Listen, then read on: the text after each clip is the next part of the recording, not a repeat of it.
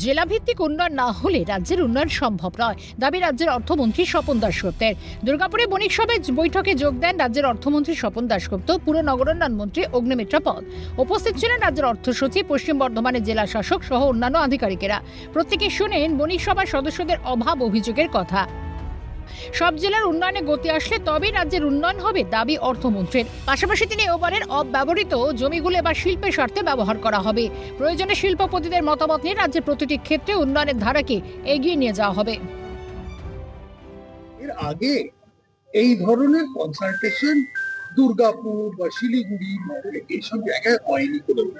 সামনের দিনে পশ্চিমবঙ্গকে যদি উন্নয়নের দিকে নিয়ে যেতে হয়, তাহলে প্রতিটি ডিস্ট্রিক্টের একটা বড় অবদান। আজকে যে এই যে কনসালটেশনটা, এটার একটা উদ্দেশ্য ছিল যে এখানকার শিল্প এবং অন্য ব্যবসায়ীদের মধ্যে তারা কি মনে করে, তাদের কি পার্সপেক্টিভ, তারা কি সামনের দিনে তারা কি চায়। শিল্পের পরিকাঠামো তৈরি করতে যা কিছু প্রয়োজন রাজ্য সরকার সমস্ত কিছু করবে, আশ্বাস রাজ্যের পুর নগরোন্নয়ন মন্ত্রীর।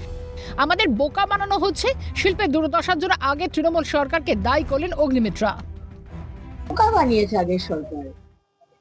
প্রতি বছর বড় বড় করে বিরাট বিরাট খরচা করে বিশ্ব বাংলা সম্মেলন। আমি কোনোদিন ডাক পাইনি, ডাক পাওয়ার ইচ্ছেও ছিল না। ইটালিয়ান, চাইনিজ, জাপানিজ, কোরিয়ান সব খাবার খাওয়া হতো, কিন্তু একটা টাকারও লোক নিয়ে আসেনি, ইনভেস্টমেন্ট আসেনি। বিশ্ব বাংলা সম্মেলনের টাকাগুলো আমাদের টাকা, আমাদের ট্যাক্সের টাকা। দিনের পর দিন আমরা বোকা বনেছি, আমাদের প্রতারণা করা হয়েছে, আমাদের ছেলে মেয়েগুলো চলে গেছে কষ্ট করে অন্য রাজ্যে। আমরা খুব ডিটারমিন যে আমরা এই চত্বরটাকে মানে একটা ভাইব্রেন্ট, যেটা মাননীয় প্রধানমন্ত্রী ইলেকশনের মধ্যেই বলে গেছেন, টু বি ইন্ডাস্ট্রিয়াল হাব, সেটা 11 দফা দাবি ছিল শিল্পপতিদের, সেই দাবি পূরণের আশ্বাস দিয়েছেন রাজ্যের মন্ত্রীরা। ফলে নতুন সরকারের হাত ধরে শিল্প খাতে উন্নতিতে আশাবাদী শিল্পপতিরা।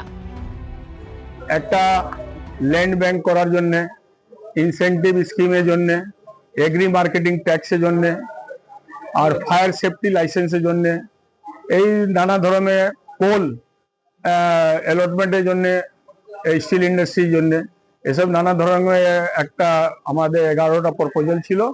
উনি খুব ভালোভাবে শুনেছেন। আমরা আশা করি যে আমরা অনেক উপকৃত হব।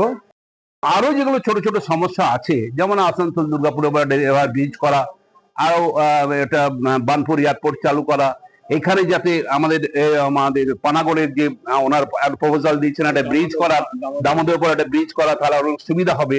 এইগুলো সমস্ত বিষয়গুলো ওনারা শুনেছেন। 22 জুন রাজ্য বাজেট পেশ। তার আগে দুর্গাপুরে প্রশাসনের উচ্চপদস্থ আধিকারিকদের সঙ্গে গুরুত্বপূর্ণ বৈঠক সারলেন রাজ্যের মন্ত্রী। শুরু থেকে শিল্প কর্মসংস্থানে জোর দিয়ে এসেছে নতুন সরকার। আগের সরকার বহু ব্যয়ে বিশ্ব বাণিজ্য সম্মেলন করলেও হাল ফেরেনি শিল্পের। পালা বদল হতেই রাজ্যে শিল্প খাতে জোর শুভেন্দু সরকারের।